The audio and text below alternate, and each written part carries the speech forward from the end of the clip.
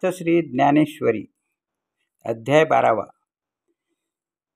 श्लोक 7 तेषामहं समुद्धर्ता मृत्युसंसार सागरात् भवामि न चिरात् पार्थ मय्यावेशित चेतसाम् ऐशी चित्ते मजमध्ये तयांचा मी भवसागरी पार्थान लाविता वेळ होतो केवळ तारक कुंती तनया तयांचा दुःखप्रद मृत्युयुक्त भवसिंधू हटवुनी उद्धरी मी नेटे त्या लागी दीनजनबंधू मी उद्धरी तयांसी भवसागरी परियेसी चित्त माझे ठाई नेमेसी तारक त्यांते होतसे किंबहुना धनुर्धरा जो मातेची आये उदरा तो मातेचा सोयरा केतुला पा देवी मी तया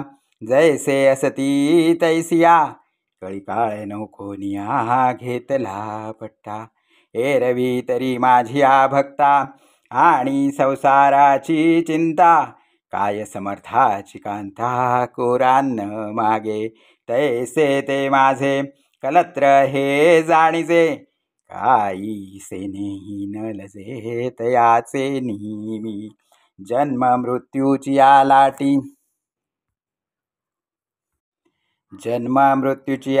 लाटी झळंबती या सृष्टी ते देखोन या पोटी ऐसे जाहले भव सिंधूचे निमाजे कवणासी धाकून उपजे तेथ जरी की माझे विहिती हन म्हणोनी का पांडवा मूर्तीचा मेळावा करुणी तयांची आगावा धावतू आलो नामाची या शस्त्रवरी जावा यावधारी समजून या संसारी तारू जाहलो.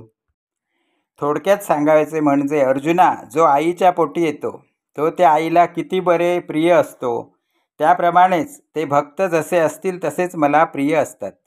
कळी काळांना वारून त्या भक्तांचे रक्षण करण्याचा मी पट्टाच काढला आहे.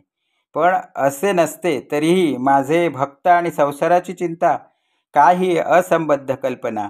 अरे, समर्थाची आवडती स्त्री कधी कोऱ्या अन्नाची भीक मागते काय? त्याचप्रमाणे माझा भक्त माझे प्रेमभाव आहे, मग त्याची लाज मला नाही येणार का? जन्ममृत्यूची लाट या सर्व सृष्टीवर कोसळत आहे हे पाहून मला मनात असे वाटले की या संसार सागराच्या उसळीने कोणाची घाबरगुंडी उडत नाही, तेव्हा यात माझेही भक्त भीतील की काय न जाणो. म्हणून अर्जुना, मी रामकृष्णादी रूपाने सगुण मूर्ती धारण करून त्यांच्याजवळ धावत आलो आहे. माझी रामकृष्णादी नावे या हजारो होड्याच आहेत असे समज. यांना या संसार सागरात सज्ज करून मी भक्तांचा तारक झालो आहे. श्रीराम श्रीराम श्रीराम.